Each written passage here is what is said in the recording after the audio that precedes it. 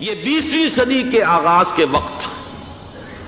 جسے ہم پورا کہتے ہیں مڈل ایسٹ، بلکہ صرف مڈل ایسٹ نہیں، پورا شمالی افریقہ سلطنت عثمانیہ کا حصہ تھا، خلافت عثمانیہ۔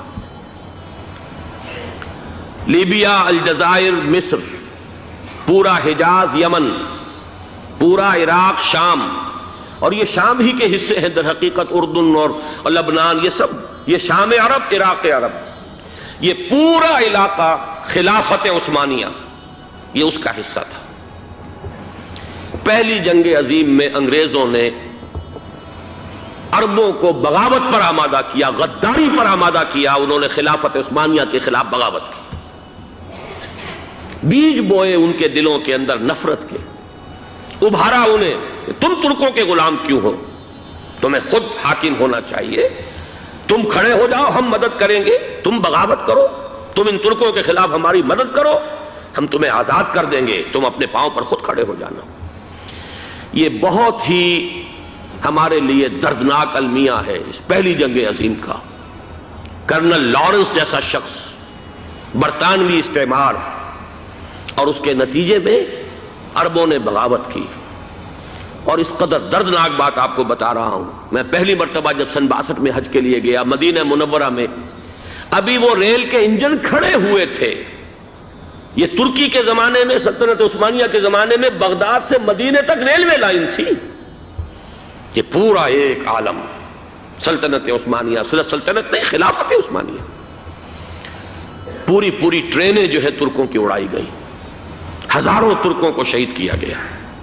یہاں تک کہ صحن حرم میں شہید کیے گئے سینکڑوں ترک۔ یہ جرم تھوڑے نہیں ہے، معمولی نہیں ہے۔ آج جس کی سزا مل رہی ہے، معلوم ہونا چاہیے کہ وہ جرائم کون کون سے تھے۔ اب بھی جو لوگ گئے ہیں انہوں نے دیکھا ہوگا، ترکی کا قلعہ موجود ہے اوپر پہاڑی کے اوپر، حرم کا جو سب سے بڑا دروازہ ہے باب ملک عبدالعزیز، اس کے سامنے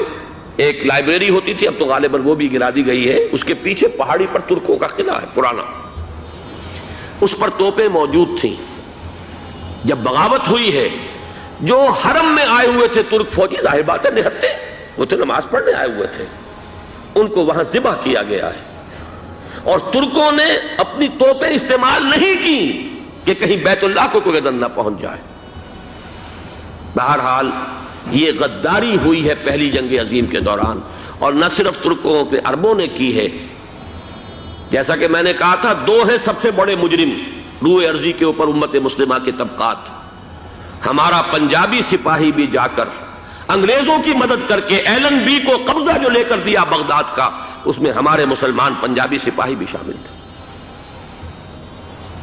یہ خون چکاں باب ہے ہماری تاریخ کا اس صدی کا۔ لیکن اس کے بعد سلطنت عثمانیہ کے ٹکڑے ہو گئے، چیتھڑے ہو گئے۔ ایک انگریز نے لکھا ہے یہ جملہ، زہر میں بجھا ہوا جملہ، کہ تاریخ میں یہ بات ثبت ہو جائے گی کہ ایک انگریز نے اس سلطنت کے ٹکڑے کر دیے کہ جو عمر فاروق نے قائم کی تھی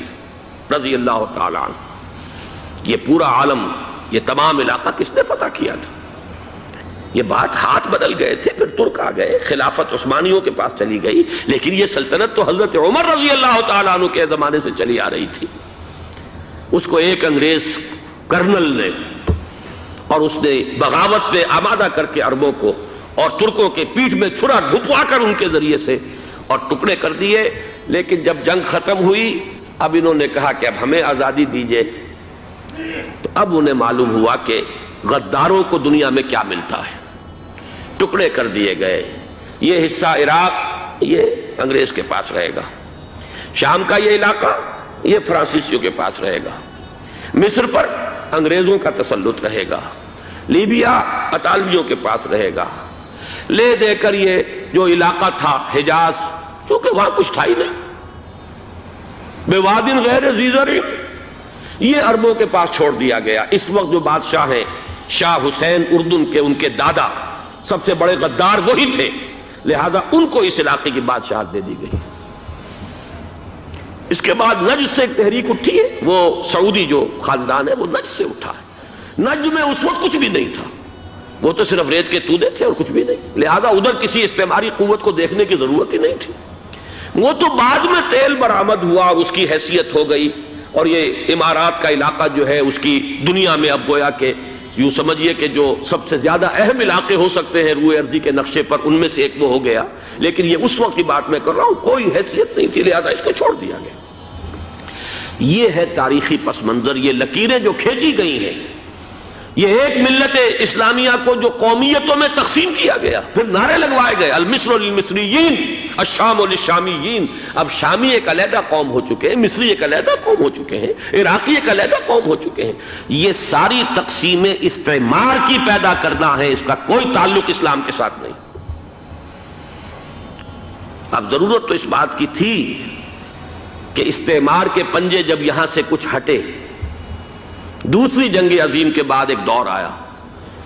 امریکہ ابھرا ہے دنیا کی عالمی سطح پر سیاست میں، اس کے ہاں کچھ آزادی کے تصورات تھے، اس نے بھی سپورٹ کیا۔ برطانیہ کمزور ہو چکا تھا، وہ اتنے بڑے علاقے کو اب ہولڈ نہیں کر سکتا تھا۔ ہندوستان بھی آزاد ہوا،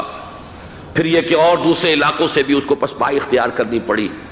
استعمار کے پنجے جس طرح بھی ہوئے، ان کے سینوں سے، عربوں کے سینوں سے جو ہے گویا کہ وہ ہٹے، لیکن امریکہ نے ایک اپنی بہت بڑی حکمت عملی جو اختیار کی، عالم عرب کے سینے میں اسرائیل کا خنجر پیوست کر دیا، تاکہ یہ کبھی آزاد نہ ہو جائیں، ہمارے انگوٹھے تلے رہے، ہماری پالیسی گورن کرے۔ یہ استعمار کا دوسری جنگ عظیم کے بعد جہاں برطانوی استعمار، فرانسیسی استعمار رفتہ رفتہ یہ ہٹنے شروع ہوئے، صدر ناصر نے انگریزوں کو اٹھا کر پھینکا میڈیٹرینین میں اور دوسرے جگہوں سے، الجزائر نے آزادی حاصل کی فرانس سے، اطالویوں سے جو ہے لیبیا والوں نے آزادی حاصل کی، یہ ہو گیا، لیکن ایک خنجر پیوست کر دیا گیا اسرائیل کا سینہ عرب میں۔ اس صورتحال میں ظاہر بات ہے کہ ایک تو بڑی آئیڈیل پوزیشن تھی کہ پورا عالم اسلام متحد ہو، لیکن وہ تو بہت دور کا خواب معلوم ہوتا ہے۔ علامہ اقبال سے بڑا کوئی نقیب نہیں ہے ملت اسلامی کی وحدت کا، ایک ہو مسلم حرم کی پاسبانی کے لیے نیل کے ساحل سے لے کر تا بخاک کاشغر، لیکن انہیں بھی اپنے لیکچرز میں کہنا پڑا کہ اس وقت جو صورتحال ہے پورے عالم اسلام کی ایک وحدت بن جانا تو تقریباً ناممکن نظر آ رہا ہے، اگر کسی طرح ایک common wealth of Muslim nations وجود میں آ جائے تو بھی بڑی کامیابی ہوگی، لیکن اس سے بھی پہلے یہ تو زیادہ آسان تھا کہ عالم عرب ایک وحدت کی شکل اختیار کر لے۔ یہ تو ایک قوم ہے، اکثر و بیشتر ایک نسل یا زیادہ دو نسلیں کہہ دیجئے، شمالی افریقہ میں بربر نسل بھی ہے، باقی تو سب عرب ہے۔ یہ پورا عالم ایک نسل، ایک زبان، پورے اتنے رقبے کے اوپر بولے جانے والی ایک زبان، یہ تو ایک ہو جائے۔ افسوس یہ ہے کہ اس کا ایک ہو جانا، ایک شخصیت ابھری تھی جو مذہبی مزاج کی شخصیت تھی،